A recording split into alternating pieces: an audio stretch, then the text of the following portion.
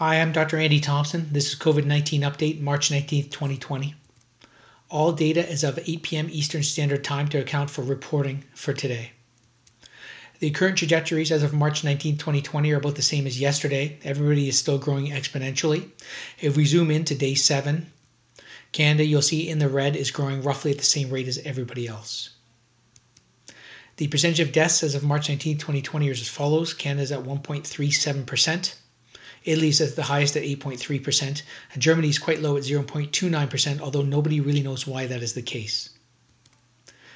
The growth factors of COVID-19 as of March 19, 2020, today was 0.88 in Canada. Our average was about 1.16 for the last 3 days, though. The average growth factors of the other countries range anywhere from 1.09 to 1.5. And the average over the last 3 days range anywhere from 1.16 to 1.76.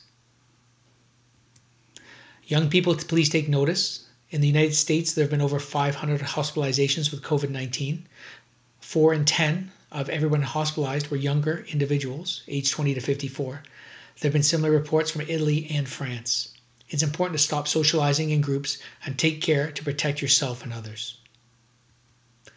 The United Kingdom has modeled what would happen if we did nothing at all and just lived our lives as we normally do. If we did that, the UK death toll could reach 500,000 and the United States 2.2 million.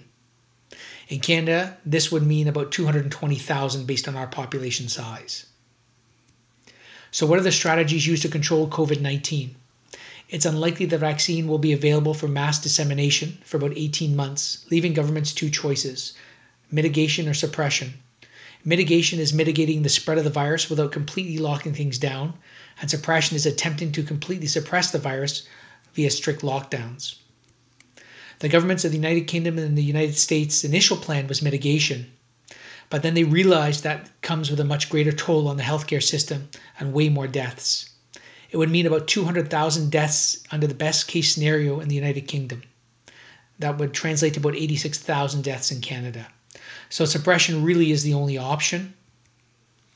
In the United Kingdom, the death toll using suppression could come down from 500,000 if we did nothing to about 9,000 to 40,000. In Canada, this translates to a reduction from 220,000 to about 4,000 to 18,000. So suffice it to say, we think suppression will be coming. What does suppression mean? Well, Canada, the United Kingdom, and the United States are now in the process of introducing strict lockdowns. These lockdowns will be expanded in scope and severity over the coming days and weeks. Today, in most of France and Italy, people cannot leave their homes without a form stating why they're outside. This will be Canada, the United Kingdom, and the United States very soon. So when did suppression happen in these countries? If you look at Italy, Spain, and France, roughly the percent of population infected was about 0.012% when suppression came. And the deaths at the time of lockdown were certainly higher in Italy and France than they were in Spain. If we extrapolate these numbers to the United Kingdom, United States, and Canada, roughly suppression will likely come in the next 7 to 10 to 12 days. Suppression only works when everyone adheres strictly to the lockdown, and it will literally take weeks to months of these measures to succeed. So if you look at China today, some people think it's back to normal. It absolutely is not. Traffic levels and industrial activity remain depressed. Nobody's going to the theater or restaurants, and people are still prevented from leaving their housing compounds in many areas. If you look at the graph here, you'll see that Hong Kong and Singapore have certainly limited this spread. Japan and South Korea have certainly slowed it, but every other country is in this trajectory pipe moving up. Countries that have managed to contain the virus have done so either with lockdowns or strict and preemptive social distancing. In Canada, we've done a pretty good job. After weeks or months in these countries, these measures have not been lifted. Unfortunately, folks, there isn't a happy, a free, or a convenient solution.